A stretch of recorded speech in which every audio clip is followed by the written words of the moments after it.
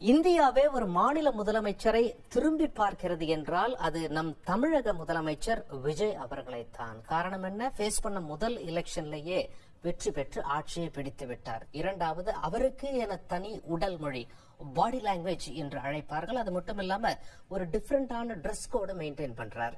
நம்ம காலம் காலமாக அரசியல்வாதிகள் என்றாலே ஒயிட் அண்ட் ஒயிட்ல இருப்பாங்க, வெள்ளை வேட்டி வெள்ளை ஷர்ட் போடுவாங்க அப்படின்னு சொல்லிதான் நமக்கு ஒரு இமேஜ் இருந்தது. பட் அந்த இமேஜை உடைத்து விட்டார். ஏற்கனவே சில அந்த ட்ரெஸ் மாற்றங்கள்லாம் பண்ணிருக்காங்க. உதாரணத்துக்கு திருமாவளவன் அவர் கொஞ்சம் கலர் ட்ரெஸ்ல வர ஆரம்பிச்சாரு.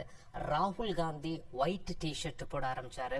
அதே போல உதயநிதி ஸ்டாலின் அவரும் ஒயிட் டிஷர்ட்ல வர ஆரம்பிச்சாரு. இந்த மாதிரியாக ட்ரெஸ்ல நிறைய பேர் நிறைய சேஞ்சஸ் கொண்டு வந்தாலும் திரு விஜய் அவர்களுடைய ட்ரெஸ்ஸிங் ஸ்டைல் அது ஒரு பவர் ட்ரெஸ்ஸிங் என்று அழைக்கிறார்கள். அது மட்டுமல்ல, அவருடைய உடல் மொழி சொல்வதென்ன என்பதை நன்கு கேட்டு அறிந்து கொள்ள யாரை கேட்கலாம் என்று யோசித்துக் கொண்டிருந்தோம்.